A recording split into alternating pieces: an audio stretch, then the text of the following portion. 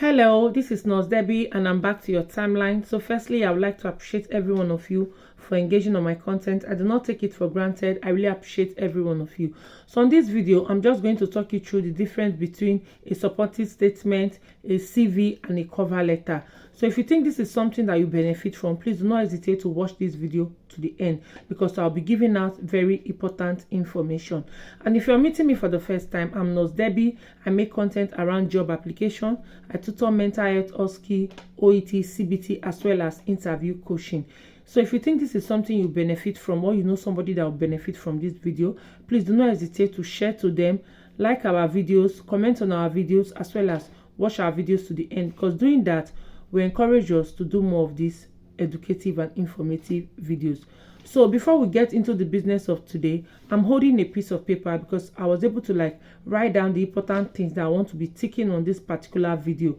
So if you see me looking down, just know that I'm trying to ensure you get the best out of this video. So watch this video to the end and subscribe to our YouTube channel at this point if you have not done that. So let us get into the business of today. So what is a CV? A CV is called the curriculum vitae. And what is the purpose of a CV? It gives a structured overview of your educational background, your qualification, your work experience, as well as your skills. And there are 7 things that makes up the content of your CV.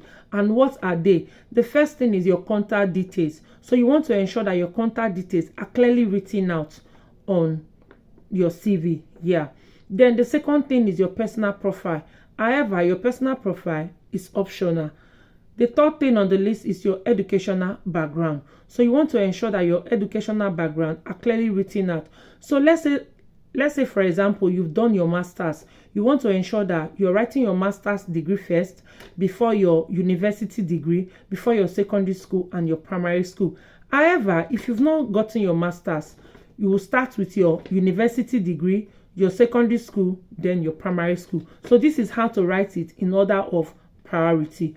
Now, what is the fourth thing on the list is your work experience. So you want to put down your work experience because you want to sell yourself. And note, you want to ensure that this is clearly written well. And the fifth thing on the list is your skills. So you want to also write down your skills because with your skills, you'll be able to sell yourself. Tell them why you're the best fit for the job. Tell them why you're the best candidate. So please ensure that you write them very well. And the next thing is your certificate. So you want to also put down your certificate. Then the last thing on the list is your reference. However, the reference is optional.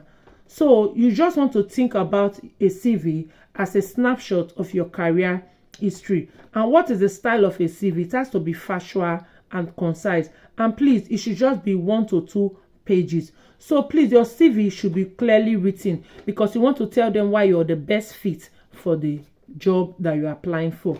So if you're the type that likes to send code mail, please, you want to ensure that you clearly write your CV in this format that we have just listed here. And now let us go to the supporting statement. What is a supporting statement? It can also be called a supporting information.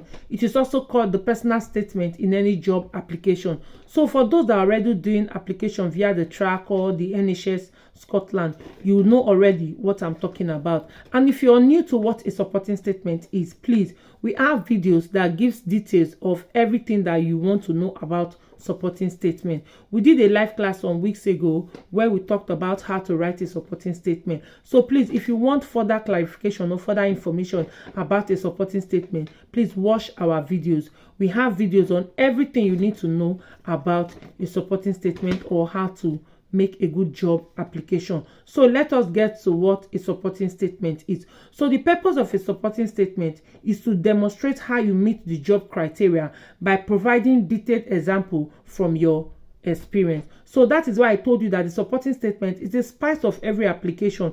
You want to ensure that you're writing it very well because with the supporting statement, you'll be able to sell yourself.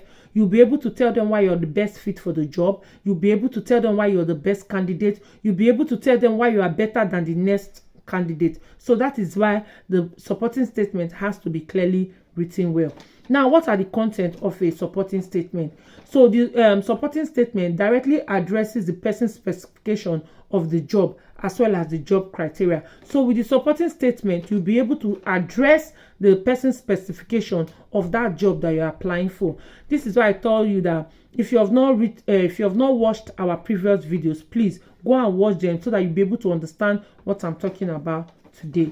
And also, the supporting statement uses examples from your past role and your knowledge as well as your skills and competence to be able to write it down. Because like I said, the supporting statement is the spice, like is the sweetness of every job application. So these are what you need to write down to form your supporting statement.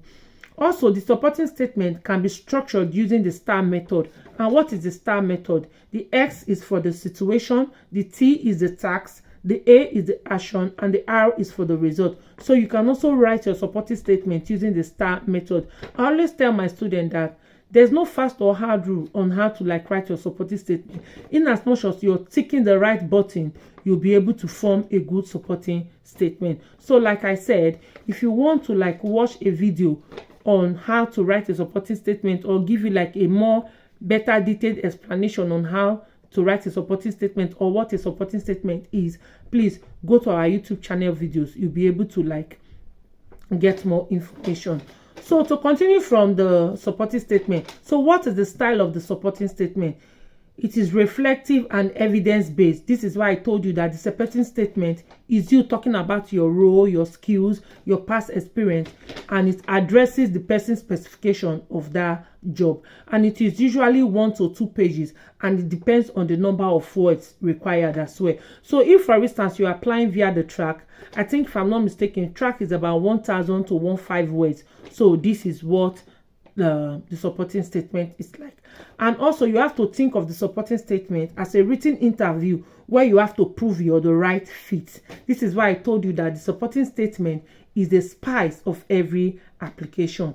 Now, let us go to the last one, which is the cover letter. So what is the cover letter? So the purpose of a cover letter is a brief introduction to express your interest in the role and highlight why you are a strong candidate. So this is what a cover letter is. So for those that are sending code mail, you know that when you're sending your code mail, you're sending your cover letter as well as your CV. So now, what is the content of a cover letter?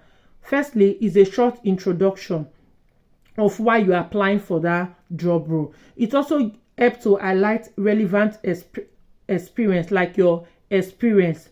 Then what again do we need to write here? It's also a call to action, e.g., looking forward to an interview. So you want to ensure that in that cover letter, you're writing a short introduction of why you're applying for that job. You're also highlighting your relevant experience as well as you're looking forward for an interview. That is why I said it's also a call to action. And now, what is the style of a cover letter?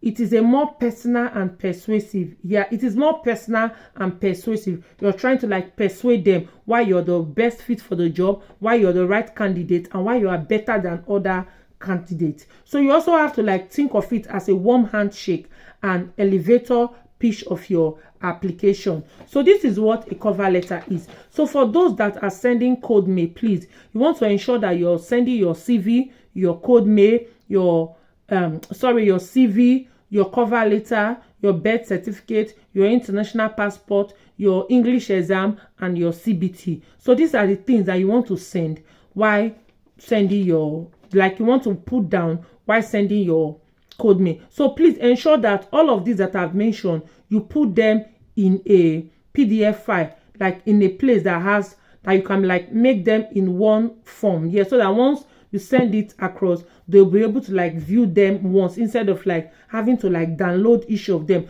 So I think there is a PDF application file that you can use to form all of them. Yeah, put all of them in one place. That's what I'm just trying to say. So in summary, a CV focuses on your career history and your qualification. The tone, it has to be factual. Then the length is just about 1 to 2 pages. Then your supporting information is, it shows evidence of why you are a great fit or you are a great match, for that job application. And the tone, it is reflective. it's also about 1 to 2 pages. Now your cover letter shows like your interest, and you highlight like your experience and your qualification. The tone, it is persuasive, and the length, it's about half to 1 page. So this is what CV, supporting statement, and cover letter are. So if you think you want us to like do a class on how to write a CV, please put it down on the comment section, and I'll be happy to like write a CV with you people on a live class. So with all of this, you should be able to like send your code mails. If you have any question, please do not hesitate to like put it down on the comment section, and I'll be happy to answer each of you. And if you want us to do any other video, please also put it down on the comment section, and I'll be happy to like do that video. And like I said, just to summarize everything, each of them, they work hand in hand. However, they have little differences. And if you're sending your code mail, please send your CV, your cover letter, your birth certificate, your IELTS or your OET result, your CBT result, and your international passport. So these are the things that you want to be sending across while you're sending that code mail. And also ensure to like put them in one PDF form that when the recruiter or the HRO manager sees it, they'll be able to just download and see them in one place. Thank you, and I will catch you guys again. Bye bye.